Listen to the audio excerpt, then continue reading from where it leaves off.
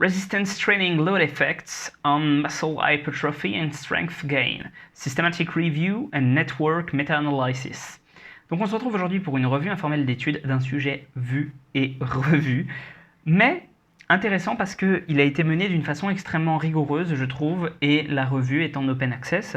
Donc ça fait un petit moment en fait que y a quelque chose qui est dans le monde de l'evidence base, c'est de dire, écoutez, pour l'hypertrophie, on a des des raisons de penser que peu importe le poids qu'on soulève, peu importe la charge qu'on soulève, si on va assez proche de l'échec, à l'échec ici dans cette revue systématique de la littérature, si on va du coup à cet échec-là, eh bien on aura exactement la même hypertrophie. Et là, cette étude-là le confirme. C'est-à-dire que, et c'est ça ce que je trouve assez intéressant dans ce qu'ils disent là, c'est que ils ont fait, ils ont pris plein de petites études et ils ont essayé de bien distinguer les études qui avaient une faible qualité, on va dire, des études qui en avaient une bonne. Et même, du coup, ils ont fait une analyse avec tout et une analyse avec juste celle de très bonne qualité. Et même, juste avec celle de très bonne qualité, on retrouve ce même résultat. Ce qu'ils disent aussi, ce qui n'est pas très surprenant, c'est que plus on va soulever lourd, en revanche, plus on va gagner de la force en 1 RM.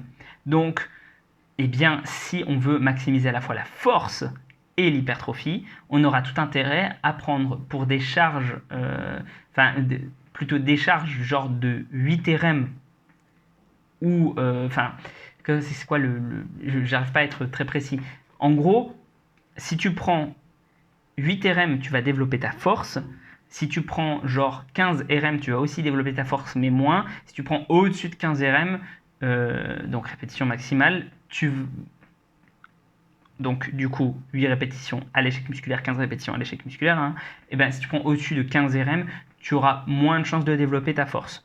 Donc voilà en fait grosso modo ce qu'il faut en tirer. Il n'y a pas grand chose à dire de plus parce que en réalité ils ont remarqué que ça favorisait légèrement, il me semble au niveau de l'hypertrophie, que ça favorisait légèrement les charges lourdes, mais en fait on est sur une taille d'effet de 0,15, donc c'est ridicule, donc c'est statistiquement significatif, mais ridicule. Donc en réalité, on peut dire que tout ça c'est équivalent. Que ce soit d'ailleurs là, les études elles étaient sur des personnes récréativement entraînées ou pas entraînées. Donc on n'est pas non plus sur des gens à très très haut niveau. En revanche, plutôt, pardon, pas ce que j'ai eu. Plutôt les gens qui sont à très haut niveau, parce qu'ils ont aussi inclus certaines études avec des gens qui étaient à un petit peu plus haut niveau. Et ce qu'on remarque, c'est que pour les gens qui ont un petit peu plus haut niveau, ce qui semble jouer sur l'hypertrophie et la force gagnée, c'est la fréquence d'entraînement. Plus ils s'entraînent avec une fréquence d'entraînement importante, plus ils gagnent d'hypertrophie et de force. Ce qui est assez intéressant parce que, mine de rien, dans la littérature, c'est un peu un point où les gens qui sont evidence-based là-dessus se démarquent un petit peu de la littérature scientifique. Enfin, plutôt, la plupart des gens que je connais qui sont evidence-based, notamment aux USA, etc., ont tendance à dire c'est quand même important de faire une fréquence d'entraînement un peu plus grande parce que pour un même volume, on aura une meilleure qualité d'entraînement. Mais on n'a rien qui le montre dans les études scientifiques quand le volume est équivalent. Et jusqu'alors, on va dire que c'est une intuition qui semble logique et qui est supportée par, on va dire, un petit peu l'expérience personnelle, etc., mais qui n'est pas vraiment trouvée dans les études scientifiques. Mais on a, à ma connaissance, pas non plus d'études scientifiques qui soient extrêmement bien menées sur le sujet. On en a un, mais il y a toujours des petits biais, des petites choses qui font que on n'est pas sûr. Et du coup, je trouve ça intéressant que cette méta-analyse, qui pourtant ne s'intéresse pas exactement à ça au départ, mais qui a fait en fait des petites analyses à côté pour voir peut-être les facteurs qui pouvaient être intéressants, eh bien qu'elle prenne en compte la fréquence d'entraînement et qu'elle dise que oui, apparemment, pour les gens qui ont tendance à être plus entraînés, ça marche mieux. Et c'est vrai qu'en fait, peut-être que c'est cette distinction-là qu'il faudrait faire dans la littérature, c'est de prendre des gens qui sont déjà plutôt très entraînés. Parce que peut-être que pour les gens qui sont pas très entraînés, le volume total sera beaucoup plus important et que plus tu es entraîné, plus tu as l'habitude de faire de l'entraînement en résistance, en musculation, plus tu vas avoir du coup un intérêt